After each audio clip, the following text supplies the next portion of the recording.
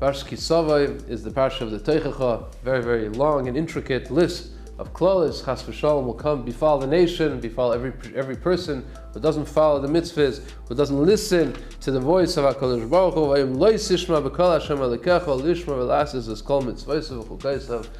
Very famously, the Torah says right in the middle of the Teichacha, Pasuk Mem Zayin, even before we finish reading the entire list, the entire scary list.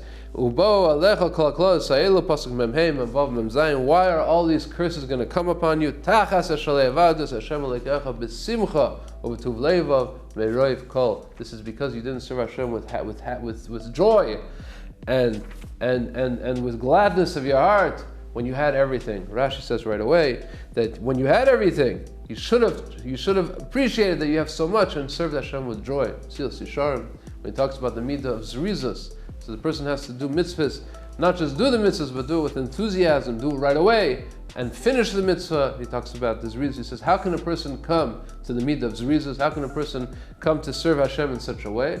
Well, a person has to just think about how much Hashem gives him, and how much we are obligated to be grateful to HaKadosh Baruch Hu for everything that He gave us. He gives us life. He gives us everything that we need. It says in Mesilas Yesharim, even a person who's not, chas v'shalom, not healthy, but he's still alive, and HaKadosh Baruch Hu is sustaining him even in his illness. Every person alive, even for a second, has to have a tremendous gratitude to HaKadosh Baruch Hu. How can we repay our debt to HaKadosh Baruch Hu? Can we pay Him? Can we do something? Yes, we can. We can listen to Him. We should be so happy. We should be so enthusiastic. We should do everything b'zrizus because we owe HaKadosh Baruch Hu so much a debt of gratitude.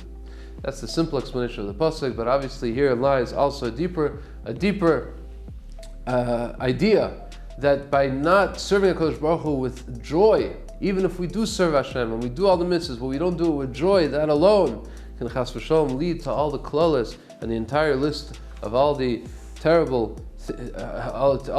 things that will befall us if we don't serve Hashem with joy, because we're missing the element of joy.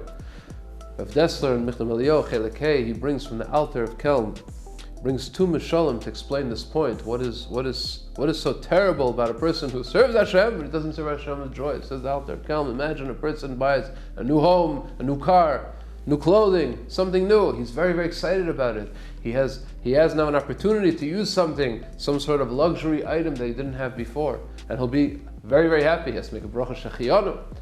What if the same thing, the same car, and the same house, and the same amount of clothes, but a person only gets it for a short amount of time? The person says, you can have my house, four-story mansion, 25 rooms, but only for a week. Okay, he'll be happy to use the house, but of course it won't be the same happiness as a person who buys a new house that he knows it's his forever. Same with a car, same with everything. Says the Alter of Kelm, everybody knows that our entire physical life, our entire material existence is only temporary. We know that we're only on this world for a certain amount of time. And we know that when we do a mitzvah, it's everlasting. It's infinitive. And the schar that we get is also infinity.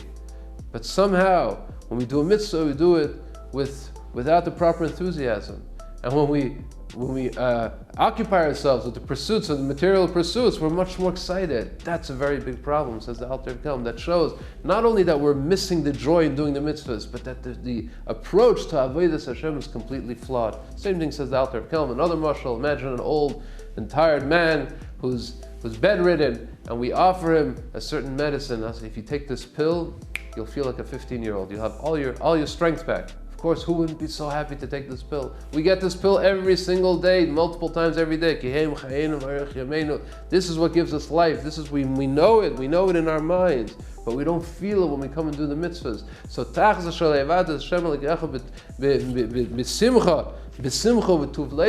says Rav Dessler, this shows that we're not serving Hashem properly. It doesn't show that we're serving Hashem, but we're lacking some sort of midah. By lacking the midah of simcha, by doing the mitzvah without simcha, we're showing that we have the wrong approach to avodas Hashem. This Motzei Shabbos, we start saying slichas.